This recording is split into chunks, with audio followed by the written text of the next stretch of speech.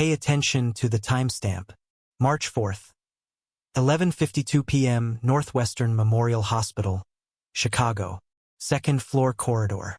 The hallway is empty except for the hum of fluorescent lights and the distant rhythm of a cardiac monitor somewhere behind a closed door. A figure enters the frame, scrubs, ID badge, confident stride. She glances left.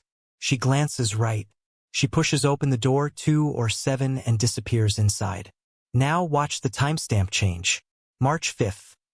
12:14 a.m. Same corridor. Same door. A different figure this time. Same cautious glance left, then right. Same door. Same room. 2 women. 1 night apart. 1 surgeon inside. Neither woman knows the other exists. But 3 weeks from this moment, one of them will be dead. Killed on a dark Chicago street in what police will initially call an accident. And the woman left standing will have to decide whether surviving in silence is the same thing as living. The camera recorded everything. This is what it saw. Ana Santos left Cebu City on a Tuesday morning with 1 suitcase, a nursing license, and her grandmother's rosary wrapped 3 times around her left wrist.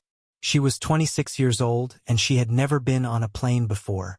The flight from Cebu to Manila, then Manila to Tokyo, then Tokyo to Chicago, took 22 hours. She spent most of it with her forehead pressed against the cold oval window, watching darkness become ocean become darkness again, trying to memorize the feeling of who she was before she became whoever America was going to make her. She had passed her NCLEX on the first attempt.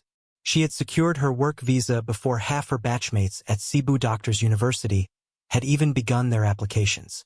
She had done everything right, everything by the book, everything by the sacrifice. The years of studying while her mother worked double shifts at a provincial hospital, the money borrowed from 3 different aunts to cover the licensing fees, the sleepless months of preparation that had been, in the end, worth every hour. She arrived at O'Hare International Airport on a January morning so cold it felt like a physical assault. The wind came off Lake Michigan and hit her like a wall. She stood outside the terminal with her single suitcase and thought, "This is real now. This is the thing you worked for. Do not cry." She did not cry. She rented a studio apartment in Wicker Park for $1,200 a month. More money than she had ever imagined paying for a single room in her life. She sent $800 home to Cebu every month without exception. Her mother's hypertension medications were expensive. Her younger sister was in her 2nd year of nursing school and tuition did not pause for sentiment.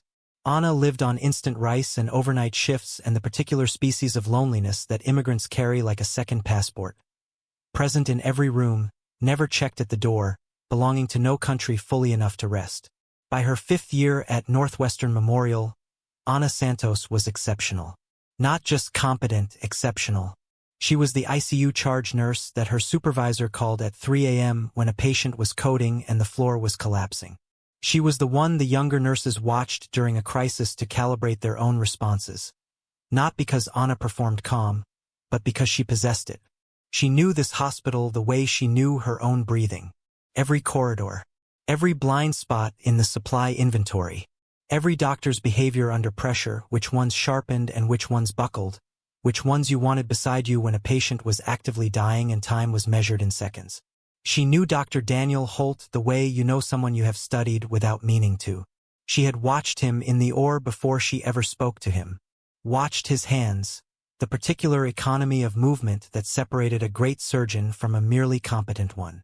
Watched the way the room organized itself around him without visible effort, the way a magnetic field organizes iron filings, not by force but by property. He was 47 years old. Cardiothoracic surgery, specializing in high-risk valve replacements and emergency aortic procedures. Silver at the temples. A black Mercedes in the attending physician's parking section. A wife named Catherine who appeared in his office in framed photographs from charity galas. Blonde, elegant, the particular kind of beautiful that comes from never having had to fight for anything. 3 children in private school on the North Shore. A Lincoln Park townhouse that his colleagues mentioned with the reverent specificity people reserve for things they admire but would never admit to envying. From the outside, Daniel Holt's life was architecture. Everything positioned exactly where it created the best impression. Anna met him properly 8 months ago during a postoperative catastrophe. A valve replacement patient who had been stable at midnight and was coding by 2 a.m. in a way that made no clinical sense. Anna was already running chest compressions when Daniel arrived, already managing the crash cart with the systematic focus of someone who had done this before and would do it again. He walked in, assessed in seconds, took command without raising his voice. 40 minutes later, the patient was alive and stable, and the room was slowly decompressing. Daniel found Anna in the corridor afterward. He handed her a cup of terrible break room coffee and said quietly, "You had him before I got there. You know that, right?" Anna looked up at him. His eyes were tired, kind, human in a way she had not expected from the reputation. "Doesn't feel that way," she said. He smiled, a real smile, not the professional one she had seen him deploy for families in waiting rooms. "It never does. That's how you know you actually care." They talked for 2 hours. She did not mean for it to happen.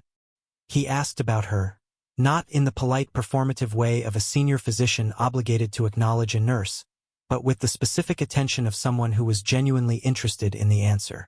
She found herself talking about Cebu, about her mother, about the particular exhaustion of being excellent at something in a country that requires you to prove your excellence every single day in ways it does not require of everyone else. He listened, actually listened, did not check his phone once. That was 8 months ago. That was how it started. A cup of terrible coffee and a man who looked at her like the room had narrowed down to just her voice. 3 floors below the ICU, on the ground floor of the same hospital, Grace Mendoza was running the emergency room the way a conductor runs a difficult orchestra, with complete authority, zero tolerance for anything off-tempo, and a particular talent for knowing, before the monitors confirmed it, when a patient was about to turn critical. Grace was 28 years old.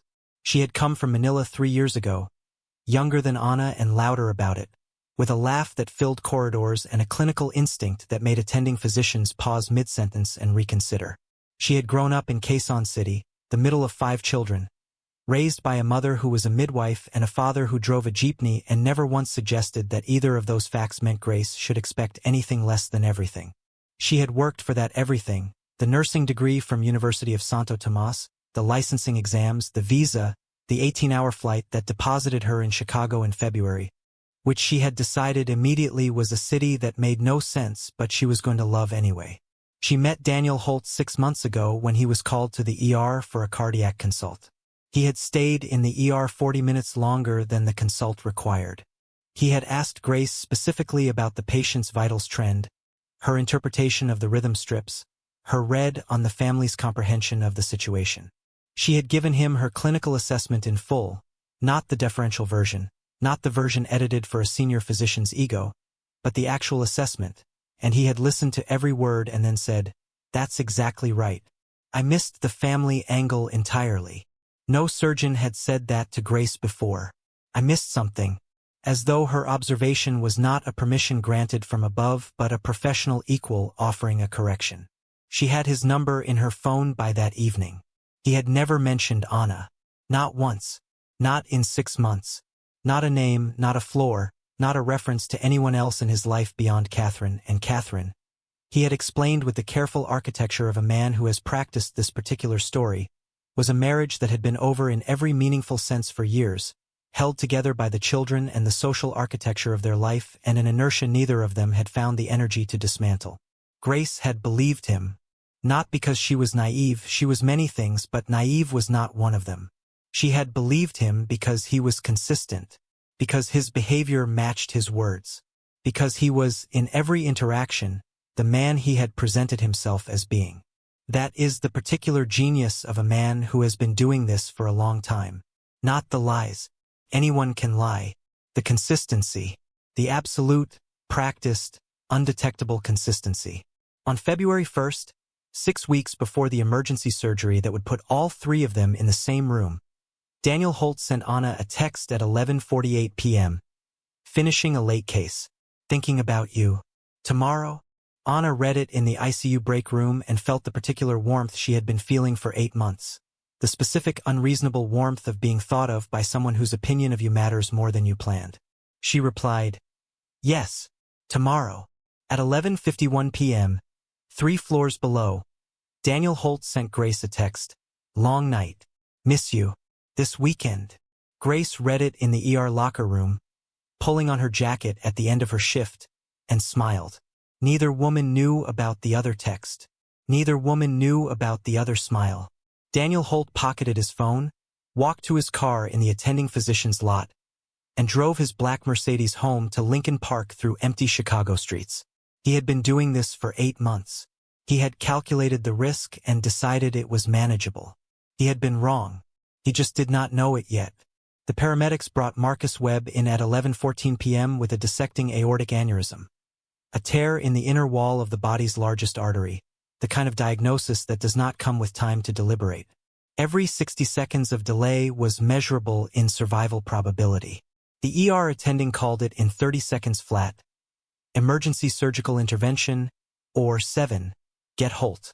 Marcus Webb was 56 years old, a high school football coach from Evanston, and he was conscious when they brought him in, which was both a mercy and a torment because conscious meant he could feel what was happening to him, could see the controlled urgency on the faces around him, could understand from the way everyone moved that this was not the kind of situation people were calm about.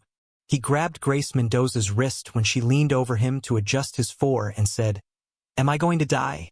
Grace did not hesitate. She had learned long ago that false reassurance was its own cruelty. "Not if I have anything to say about it," she said. "And I have a lot to say about it. Stay with me." She ran his lines. She managed his blood pressure medications with the precise titration that this specific type of emergency demanded. Too aggressive and the pressure drop would accelerate the dissection. Too conservative and perfusion would fail. She talked to Marcus Webb the whole time, a steady low-register narration of what she was doing and why, because she had learned that fear in a patient consumed oxygen and elevated cortisol and made everything harder, and calm, even borrowed calm, even calm taken on faith from a nurse with her hands in your foreline, saved lives in ways that did not show up in any medication chart. When the surgical transport team arrived to move Marcus 2 or 7, protocol required a bedside nurse to accompany the patient and provide clinical handoff to the ER team. The attending looked at Grace. Grace nodded. She walked with Marcus Webb down the corridor and into the elevator and through the second-floor surgical wing, her hand resting lightly on the gurney rail, her eyes moving between his face and the portable monitor with the practiced rhythm of someone who could read both simultaneously. They pushed through the ER 7 doors at 11:47 p.m. Third floor.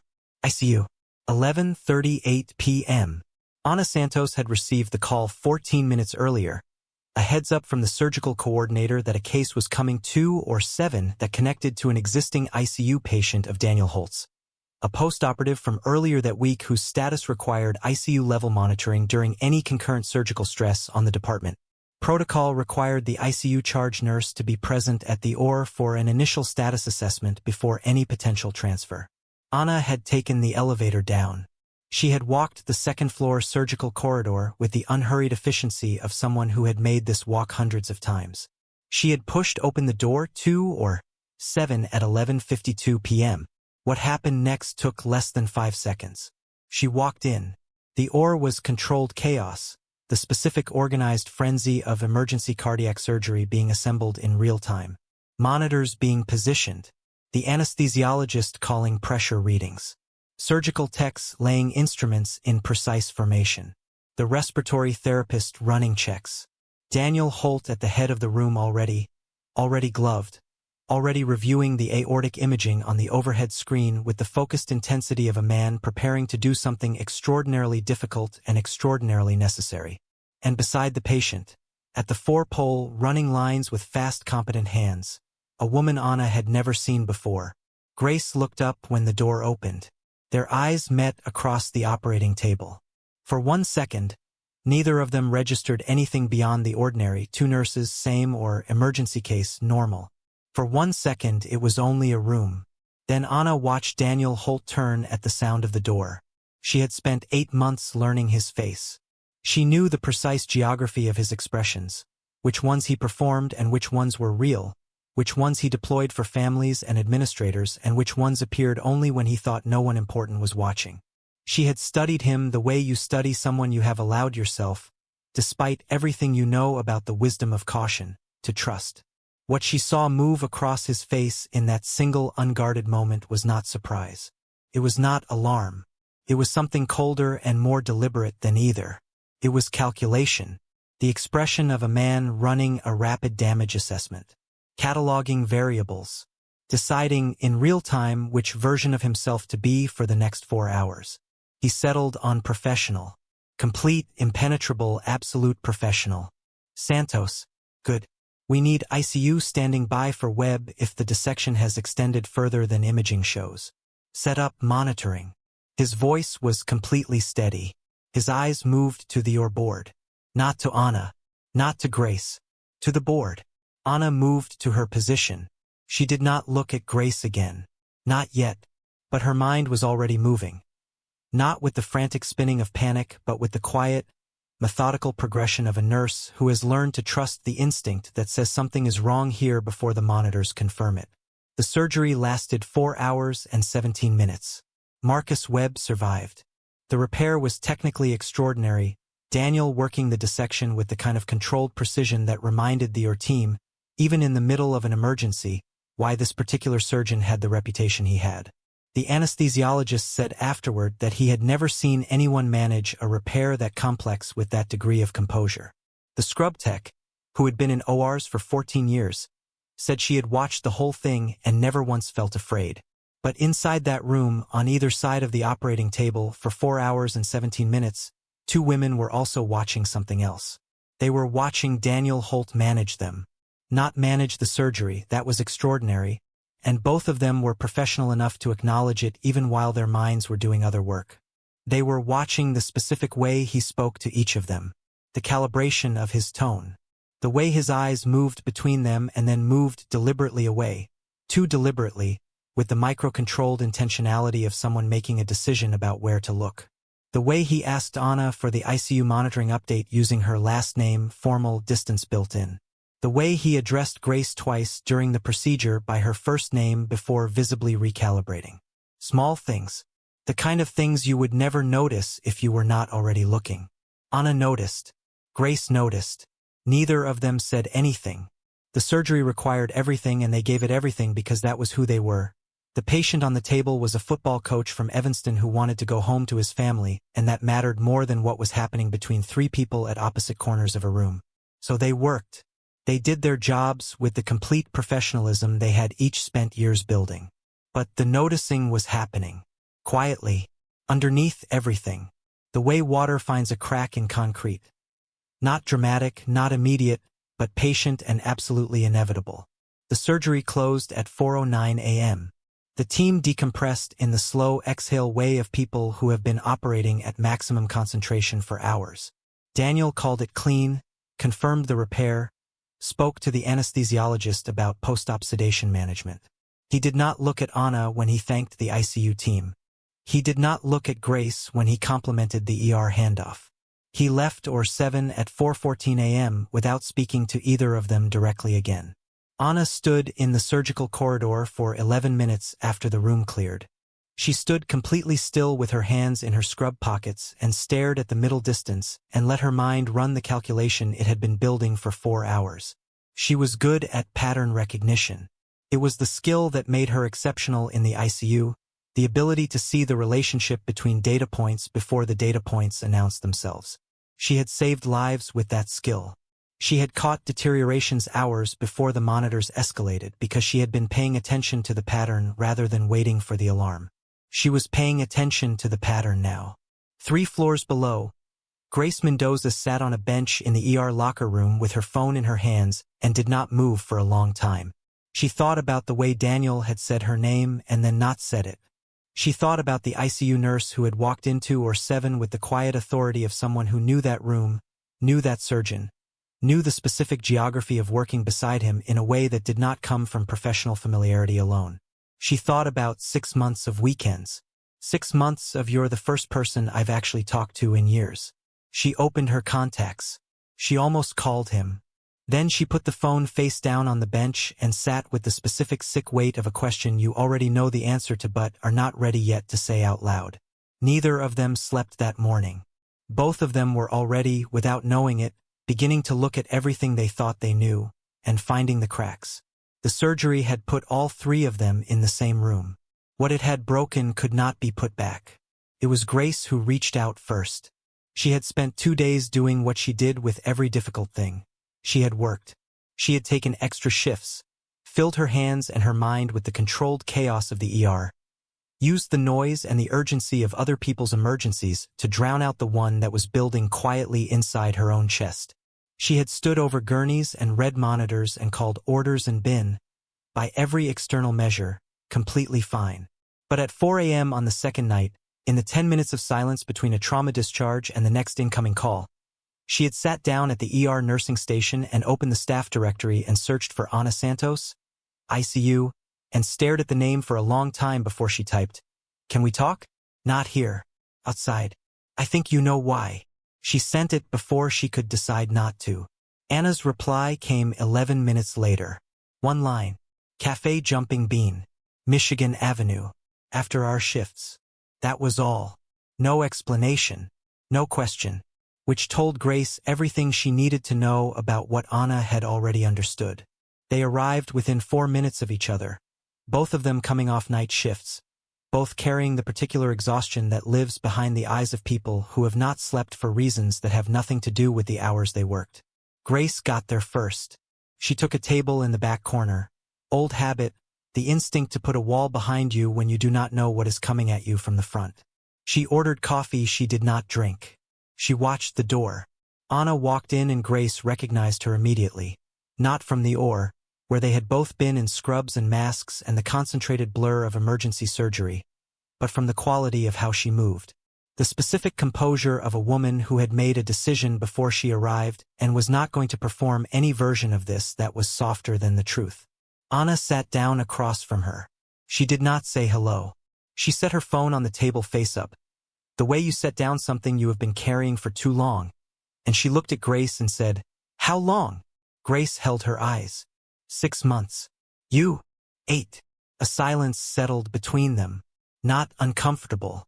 The silence of two people who have just confirmed something they both already knew and are taking a moment to let the confirmation land before they decide what to do with it.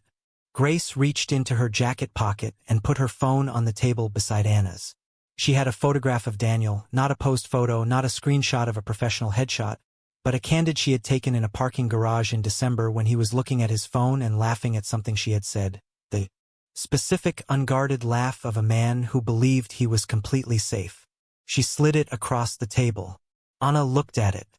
Then she unlocked her own phone, opened her photos, and placed it beside Grace's without saying a word. Same man. Different restaurants. Different seasons. Same expression. The one he wore when he wanted someone to feel like the only person in a room that contained multitudes. Grace picked up Anna's phone. Looked at the photo for a long time. Set it back down. "Same story?" she asked. "Marriage over in everything but paperwork," Anna said. "Stays for the children. Never felt this way before.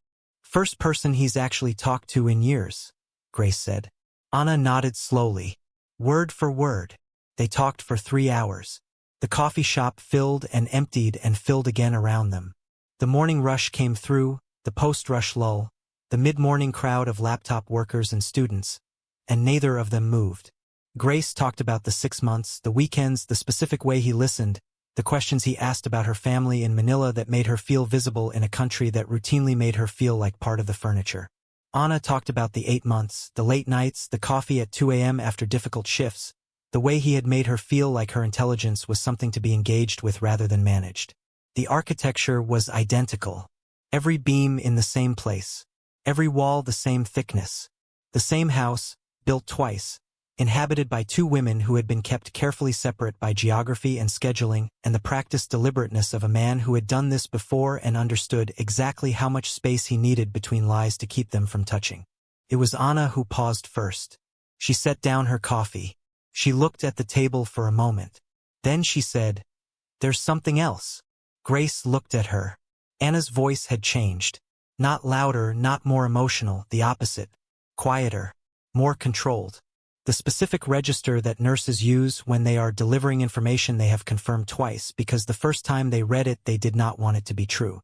"He's been asking me questions," Anna said. "For months. About documentation.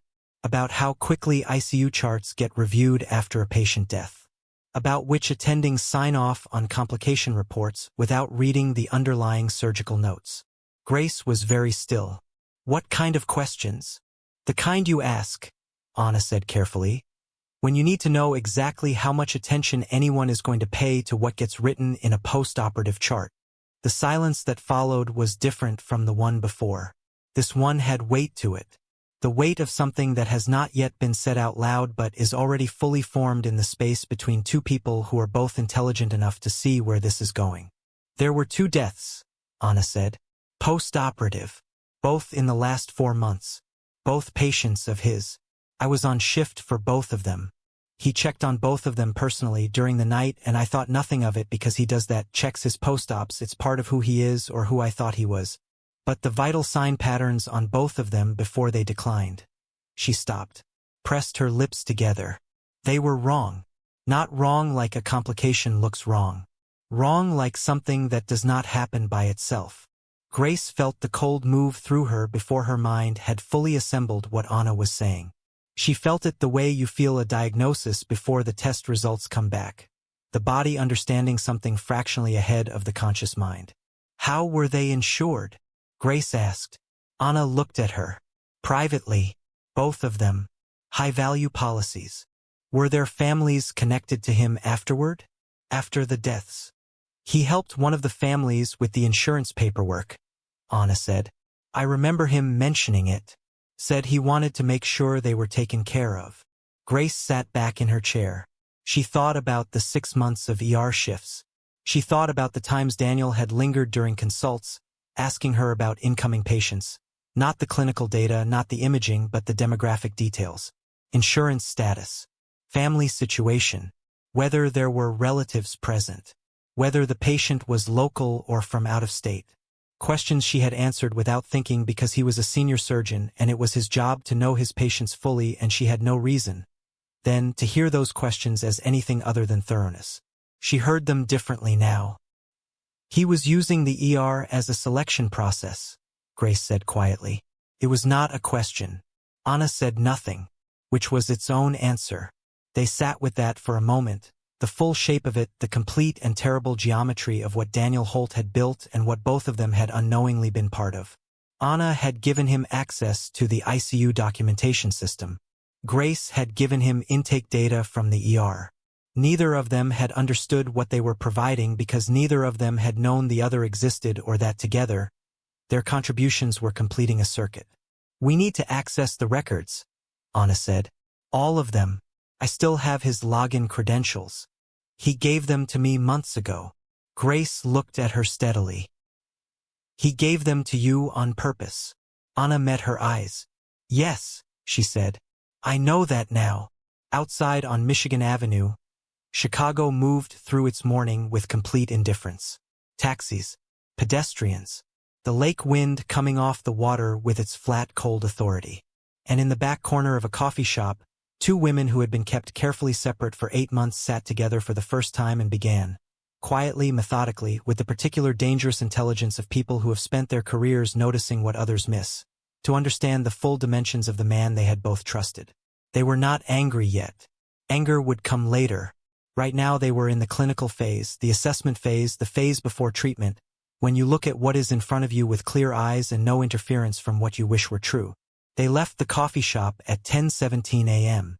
They did not hug. They did not make promises. Anna simply looked at Grace and said, "Give me 72 hours. Grace nodded. "I'll start on the financial side." They walked out onto Michigan Avenue in opposite directions. Neither of them looked back.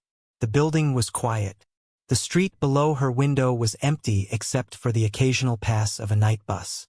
Anna sat at her kitchen table with her laptop open and her grandmother's rosary beside the keyboard, and she did not move for 4 hours. She had waited until she was home, until the building was still, until she had made tea she did not drink, and sat down with the particular focused calm of someone preparing to do something that cannot be undone. Then she opened Daniel Holt's hospital login on the secure portal and navigated to surgical outcomes, filtered by attending physician, filtered by deceased. The list populated. For names. 7 months. She opened the first file. Raymond Kowalski, 61 years old. High school principal from Evanston. Coronary artery bypass mid-November. Surgical notes described a clean procedure, no intraoperative complications, expected recovery trajectory. Postoperative vital signs stable through day 1. Day 2, 3:17 a.m. Sudden deterioration. Arrhythmia cascade. Code called. Resuscitation unsuccessful. Time of death 3:52 a.m. Attending on record for postoperative check. Dr. Daniel Holt. Time of visit 2:59 a.m. 58 minutes before Raymond Kowalski's heart stopped. Anna read the medication log 3 times. She cross-referenced the vital sign timestamps with the nursing notes.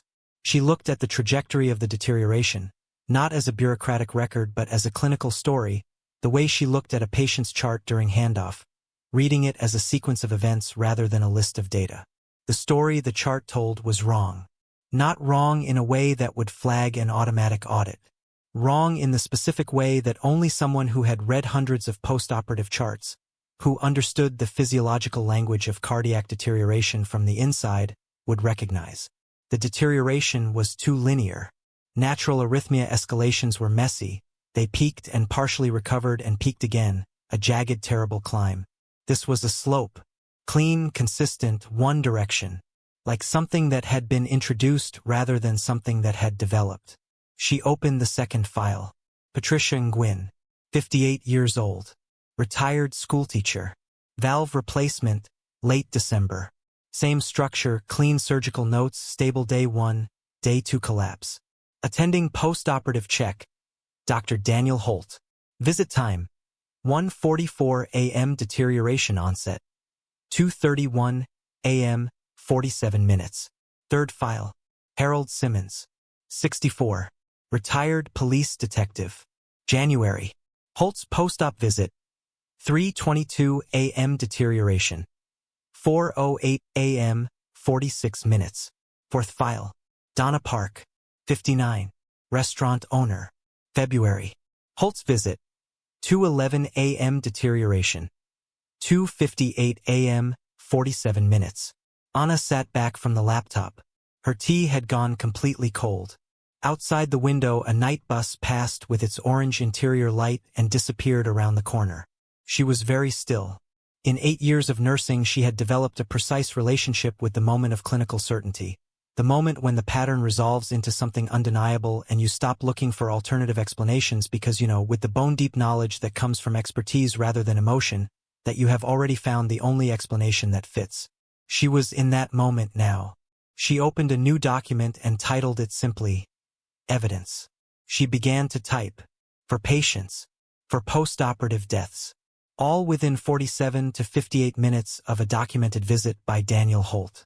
All with the same clean linear deterioration pattern inconsistent with natural cardiac events. All with the medication log discrepancy she had noticed on first pass. A 12 to 15-minute window in each case where documented sedation management did not align with the patient's physiological response timeline, as though something had been administered that was not in the chart. Something introduced into an 4-line during a late-night visit by a trusted surgeon who had every right to be in that room at that hour. She was still typing when her phone rang. Grace, 4:47 a.m.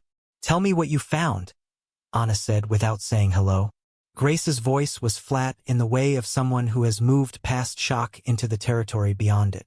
Raymond Kowalski's family received a life insurance payout of $1.4 million in December. Daniel Holt is listed as consulting physician on the claim documentation. He signed supporting paperwork confirming the death was an unavoidable surgical complication. Anna said nothing. Patricia Nguyen. Policy payout $1.1 million. Same consulting documentation. Harold Simmons. $2.2 million. He was former law enforcement high-value policy. Holt referred the family to an attorney for the claim. I found the attorney's website. In his listed professional associations, third line down, Daniel Holt, consulting physician, Northwestern Memorial. They had an arrangement, Anna said. The attorney handles the family. The family pays consulting fees to Holt for documentation support. Donna Park's family paid him $18,000, Grace said. I found it in public estate filing records, listed as physician consultation services, post-mortem estate settlement. The number landed like a stone dropped into still water. $18,000 for the documentation that erased the questions around a woman's death. For families, for payouts, the aggregate number Grace had calculated $280,000 in consulting payments, referral commissions, and documented fees was not what made Anna's hands go still above the keyboard. It was the structure of it, the patience, the careful layering of legitimate-looking paperwork over something that could not survive examination. The length of time he had been doing this and the confidence with which he had done it, and the fact that he had done it inside a hospital where he was beloved, trusted, considered an asset. He used us, Anna said. Her voice was completely even. Both of us. He gave me his login so my access records would sit beside his and blur the trail if anyone looked. He asked me about documentation protocols so he would know what to alter in the post-op notes. He used you to identify incoming patients, insurance status, family situation, whether they were isolated enough that a death would not generate complicated scrutiny. The ER consult requests, Grace said. I counted 7 in the last 9 months that were not clinically necessary. He came down to the ER 7 times for patients who did not need cardiac consultation at that stage. He was browsing. The word landed with its full ugly weight. We have to go to the police, Anna said. He'll know, Grace said. The moment anyone starts pulling these records, he'll know it came from us. Yes, Anna said. He will. A long silence on the line. The kind of silence that happens between two people when they are both looking at the same door and understanding that walking through it changes everything, and that the only alternative is to turn around and walk away from what they know, and that turning around is its own kind of destruction. I need 2 more days, Anna said. I want everything organized. Every discrepancy.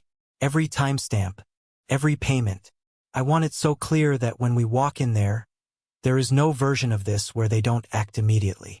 2 days, Grace agreed. Grace. Anna paused. Don't tell him anything. Don't change how you behave with him. Don't let him see anything different. I know, Grace said quietly.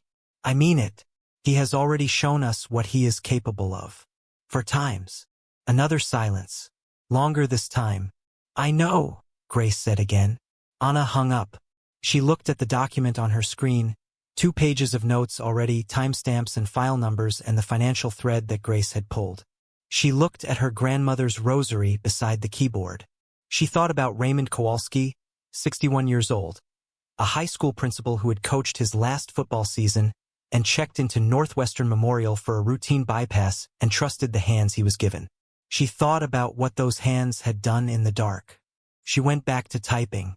She had 2 days. She was going to use every hour.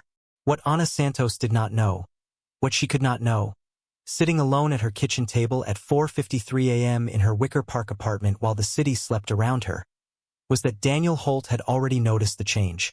A nurse who had been warm for 8 months and had gone quiet for 4 days. A nurse who had been asking him questions instead of answering his.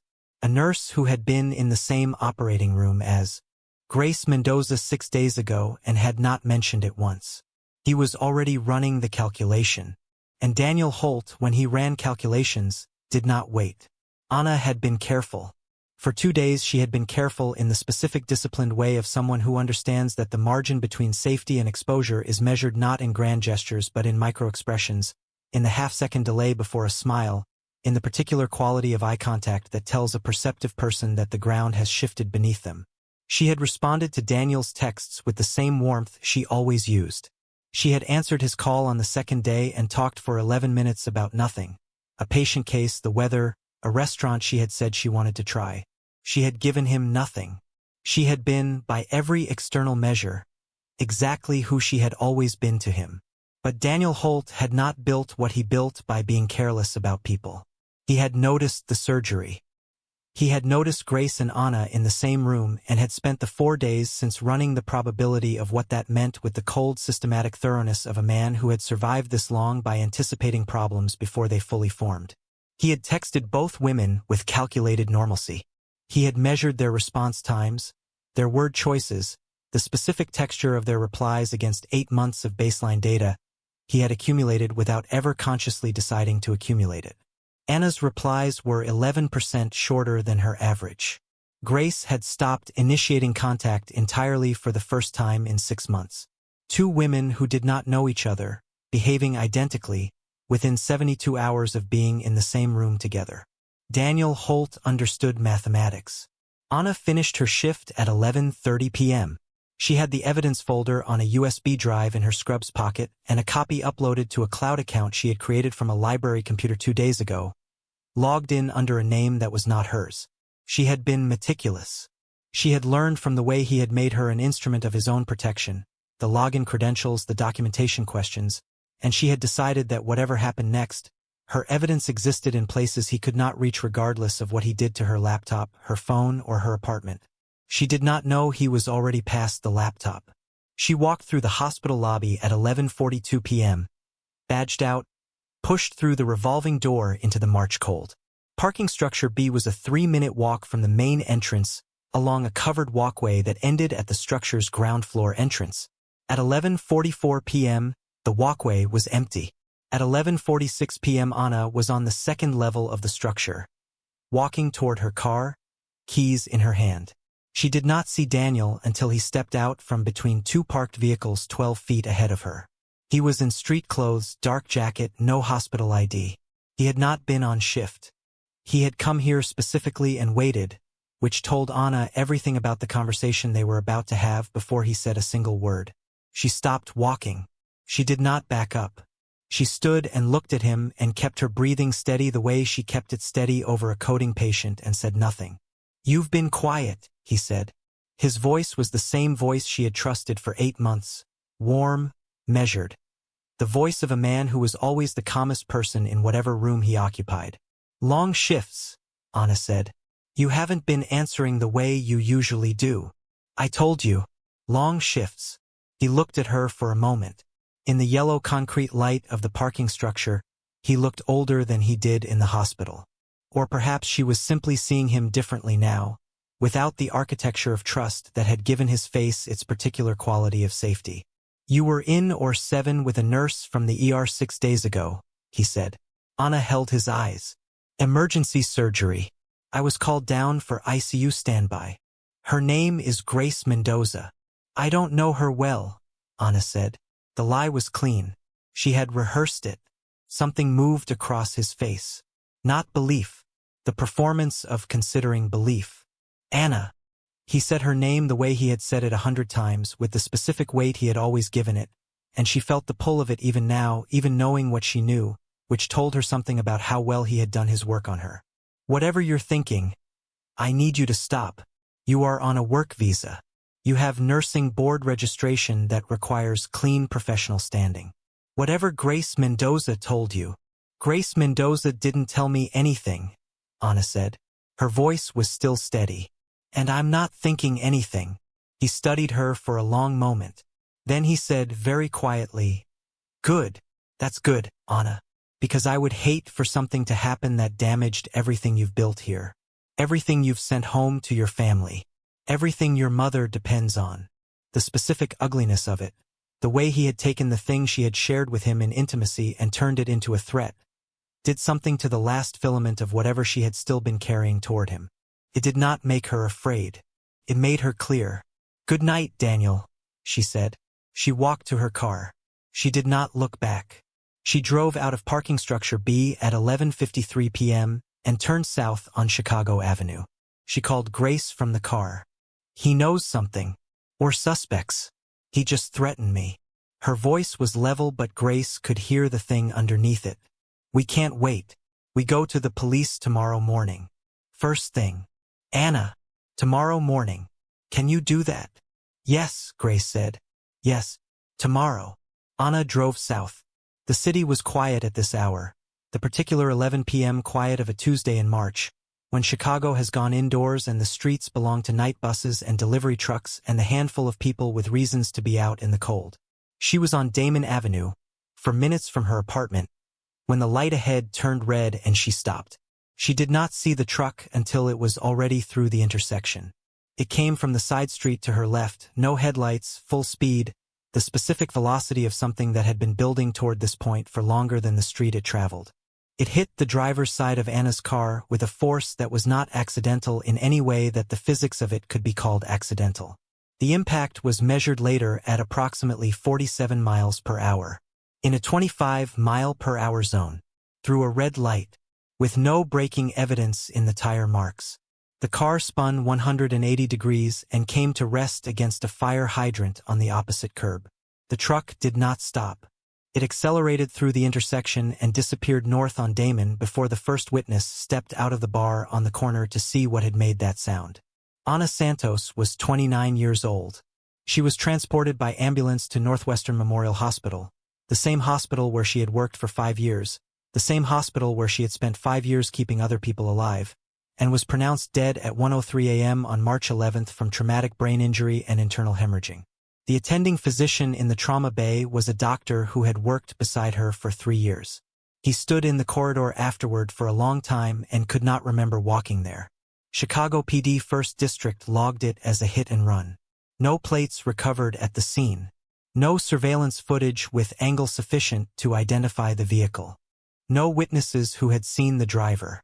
The detective assigned to the case made 2 follow-up calls in the first week and filed it in the active but cold category by week 3, which is where most hit-and-run cases without immediate physical evidence go.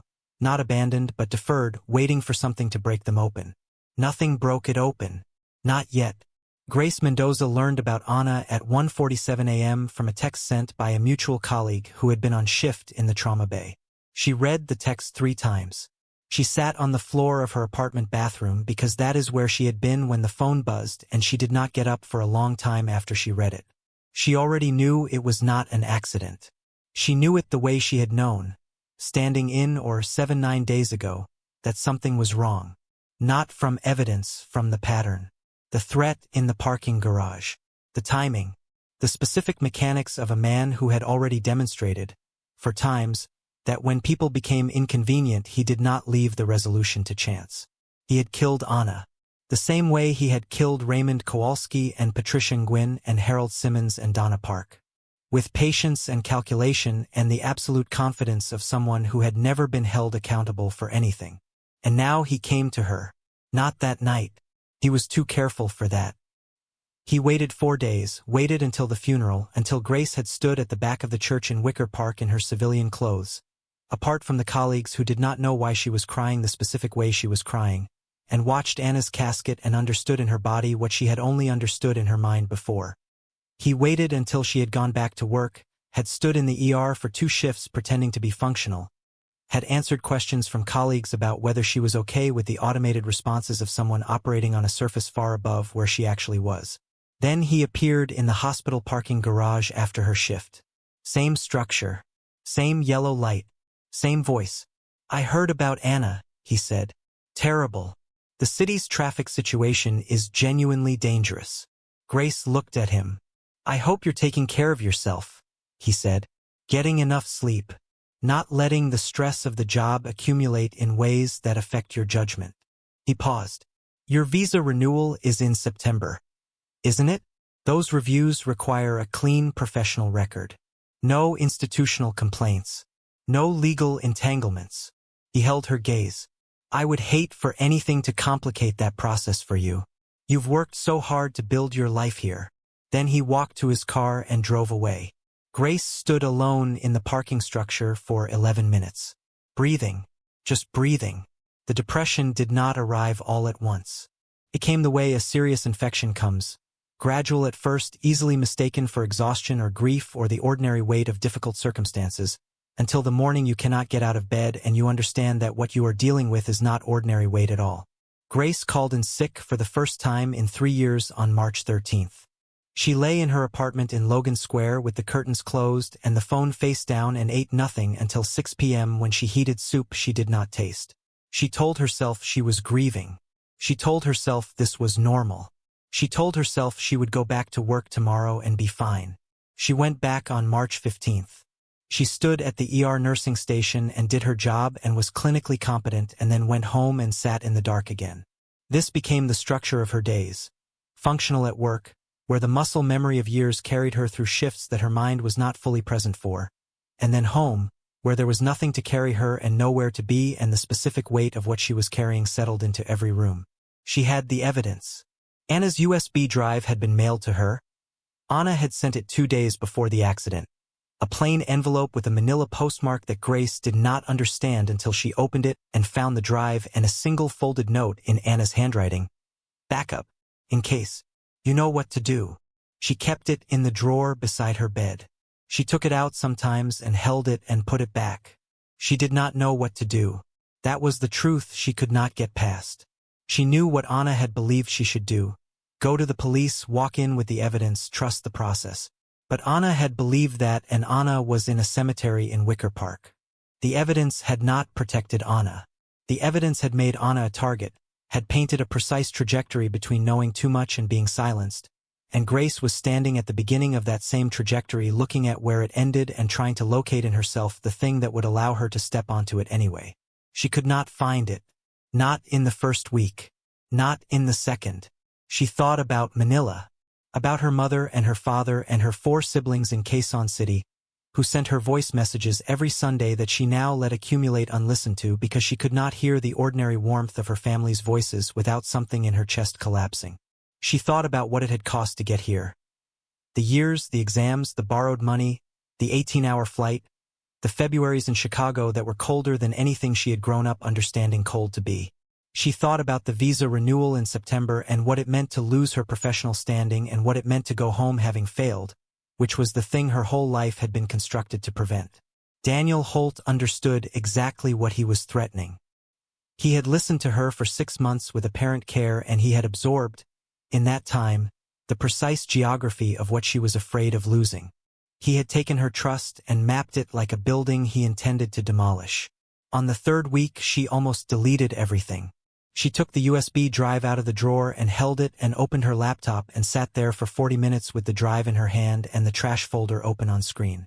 She told herself it was the rational decision. She told herself Anna would understand. She told herself survival was not cowardice. She put the drive back in the drawer. She closed the laptop.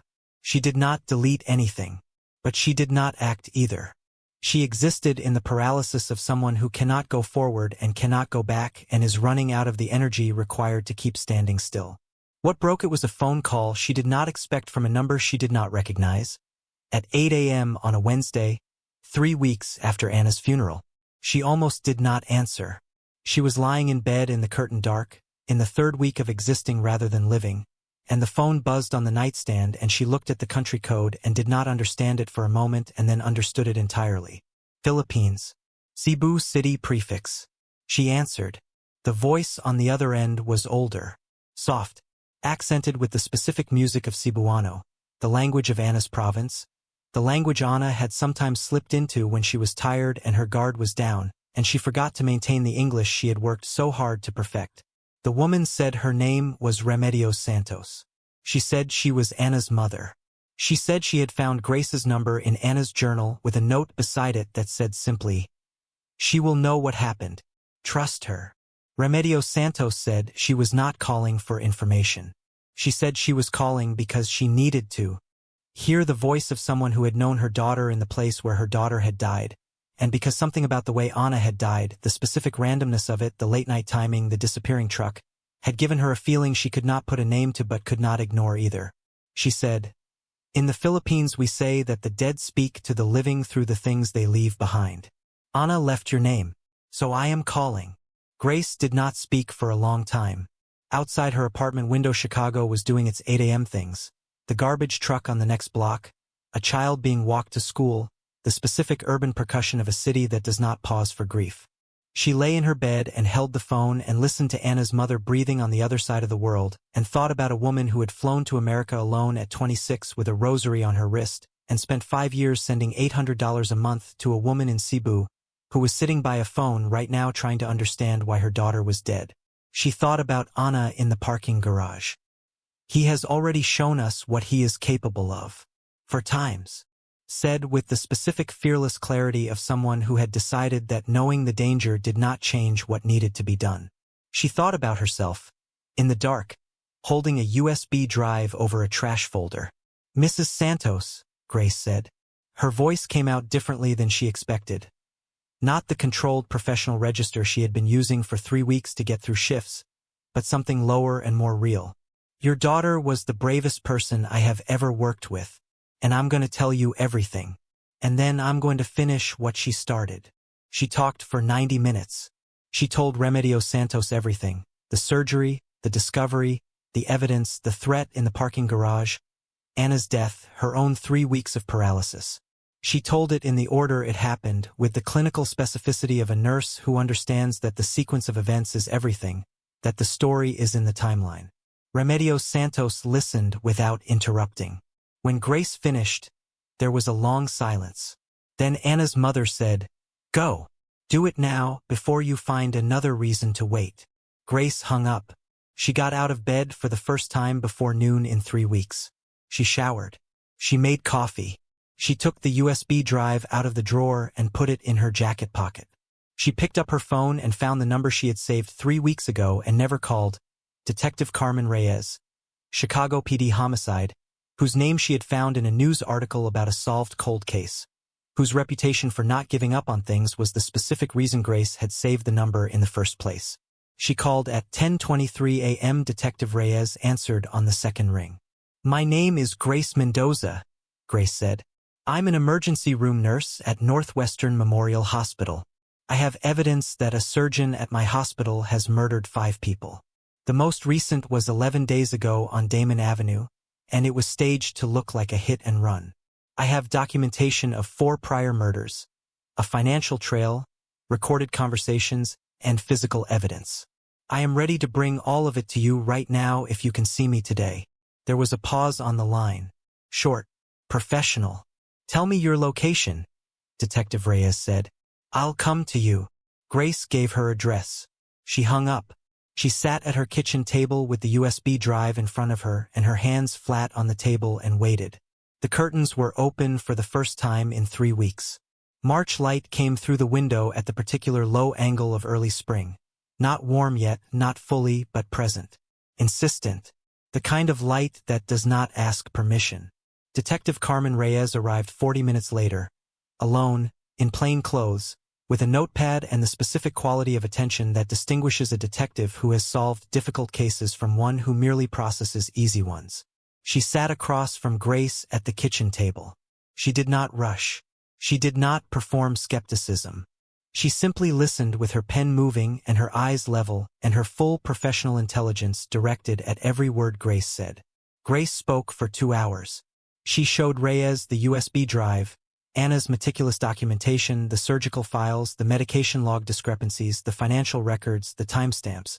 She played the recording from the hospital break room, Anna's voice on the audio asking Daniel Holt about Raymond Kowalski and Patricia Nguyen, and Daniel's response. The controlled, chilling, specific response of a man who had already decided what he was going to do about the woman sitting across from him. She played the parking garage recording, her own phone, the voice she had started recording the moment she saw him walking toward her because Anna had told her to be prepared and she had listened. Daniel Holt's voice, measured and quiet and absolutely lethal, talking about her visa renewal and her professional record and the terrible dangers of Chicago traffic. Detective Reyes stopped writing when she heard that last part. She listened to it twice. Then she closed her notepad and looked at Grace with the expression of someone who has found the piece that makes the whole picture cohere. "He told you the city's traffic situation was dangerous," Reyes said. "For days after Anna died," Grace said. "In the same parking structure where he threatened Anna before she was killed." Reyes picked up her phone and made a call. She spoke for 3 minutes. When she hung up, she looked at Grace and said, "I need you to come with me. I'm reopening the Damon Avenue case effective this morning." The forensic investigation that followed was methodical and, in the end, definitive. The truck was located 11 days after Grace's call, abandoned in a storage facility in Cicero, registered to a Shell LLC that had been created 8 months prior. The LLC's registered agent was a man with 2 prior fraud convictions and a verifiable financial connection to Daniel Holt through a private consulting arrangement dating back 14 months. Surveillance footage from a gas station 3 blocks from the Damon Avenue intersection, Footage that the initial investigation had not requested because the canvas radius had been too narrow showed the truck, the plates, and 4 seconds of the driver's face as he pulled out of the side street where he had been waiting. The driver's face matched the man connected to the LLC. The man connected to Daniel Holt. Daniel Holt was arrested on April 2nd at 7:15 a.m. in the attending physician's locker room at Northwestern Memorial Hospital, 20 minutes before a scheduled surgery. He was in his scrubs. He was holding his surgical cap. Detective Reyes presented the warrant calmly, the way she did everything, and Daniel Holt looked at her with the expression of a man who had believed, with the total confidence of someone who had never failed at anything he had carefully planned, that this moment would never come. He did not speak. He did not ask questions. He allowed himself to be handcuffed with the rigid composure of someone who had decided that whatever he felt in this moment, it would not be witnessed. The surgery was canceled. The patient, a 63-year-old woman who had been told she was in the best possible hands, was reassigned to another surgeon and survived her procedure without complication. The charges were filed that afternoon. 5 counts of first-degree murder. Raymond Kowalski, Patricia Gwynn, Harold Simmons, Donna Park, Ana Santos. The district attorney, reviewing the evidence package that Detective Reyes delivered, used the word comprehensive in a way that communicated that she meant something stronger. The financial records alone, $280,000 in traceable payments, the consulting LLC, the attorney arrangement, the estate filings, constituted a motive case that required no interpretation. The medical evidence, reviewed by 3 independent forensic pathologists who examined the exhumed bodies and original surgical records, produced testimony that was individually compelling and collectively overwhelming.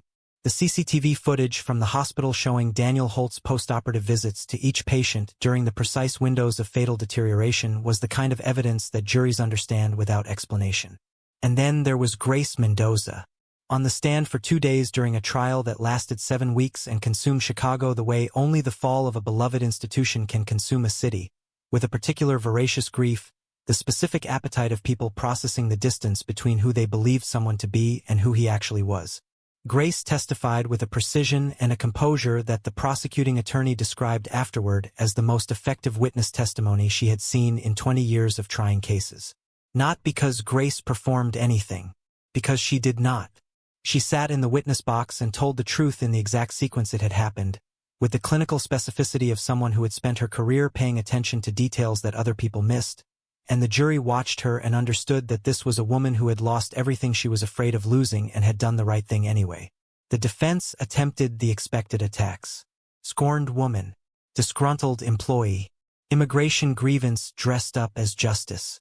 Thomas Bauer, Daniel's attorney, was skilled and expensive, and he used every tool available to him, and none of it worked because the evidence did not need Grace's character to sustain it. The evidence stood entirely on its own, and Grace's testimony only added the human architecture to a structure that was already load-bearing. The jury deliberated for 9 hours. On a Thursday afternoon in late September, in a courtroom so quiet between each verdict that you could hear the ventilation system in the ceiling, they delivered 5 guilty verdicts in 43 minutes of reading. 5 counts of first-degree murder. Each one announced into a silence that absorbed it completely, that held it with the weight it deserved, before the next one came. The families of Raymond Kowalski and Patricia Gwynn and Harold Simmons and Donna Park sat in the front row and held each other through all 5. They had spent months learning that the deaths they had been told were tragic complications of high-risk surgery, had been planned with the same care and precision that had made the man who planned them famous.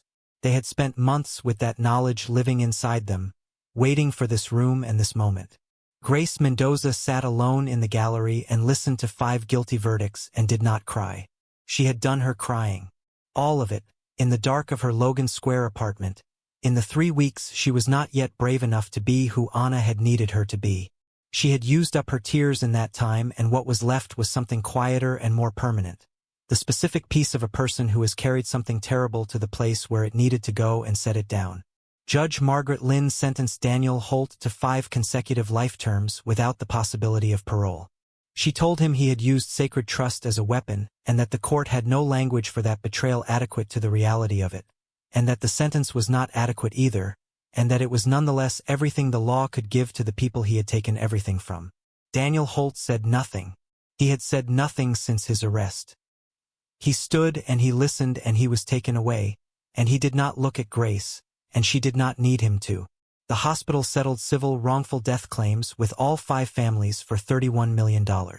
New protocols were implemented: independent post-operative auditing, mandatory third-party review of all surgical deaths, whistleblower protections for nursing staff that were specific enough to be enforceable rather than aspirational. A nursing scholarship was established in Ana Santos's name for Filipino healthcare workers immigrating to Illinois. Grace was asked to speak at the ceremony. She stood at a podium in a hospital conference room and talked about Ana for 7 minutes and did not use notes. She called Remedios Santos from the courthouse steps on the day of the verdict. It was 11 p.m. in Cebu City. Ana's mother answered on the first ring, which meant she had been awake and waiting, which meant she had known exactly what this day was. Grace told her the verdicts, all 5 of them, in order. Remedios Santos did not speak for a long time after the 5th one. Then she said, Ana knew. She always knew that the truth was worth whatever it cost. Even as a little girl. Even when it cost her everything. Grace flew to Cebu the following month. She sat in a small concrete house in a neighborhood that smelled like salt water and cooking oil and the particular sweetness of tropical evening air, and she told Remedios Santos everything she had not told her on the phone. The small things, the specific things, the things you cannot convey in a legal testimony or a news article. Who Ana was at 3 a.m. in a crisis. The way she moved through a hospital that she had claimed completely, without apology, as hers. The coffee shop on Michigan Avenue. The way Ana had walked in and sat down and looked at Grace and said, "How long?" With the absolute directness of someone who had decided that the truth was the only thing worth spending time on. The way she had said, "Give me 72 hours" in the cold March morning outside the coffee shop. With the confidence of someone who did not yet know that 72 hours was more than she had. Remedios Santos listened to all of it. When Grace finished, the old woman reached across the table and took both of Grace's hands in hers and held them for a long time without speaking. The sound of the neighborhood came through the open window. Somewhere down the street a child was laughing at something. Somewhere further a radio played a song Grace had heard as a child in Quezon City and had not thought of in years. "You finished what she started," Remedios Santos said finally. "That is everything. That is all any of us can do for the people we lose." Grace flew back to Chicago. She went back to work. She stood in the emergency room on her first shift back, and the noise and the motion of it closed around her like a language she had been away from long enough to appreciate again. And she worked the shift the way she had always worked, with everything she had, with the full attention of someone who understands that the person on the gurney in front of her is the only thing that matters for the duration of the time they are in her care. She kept Ana's hospital ID photo in her locker. Not as a memorial.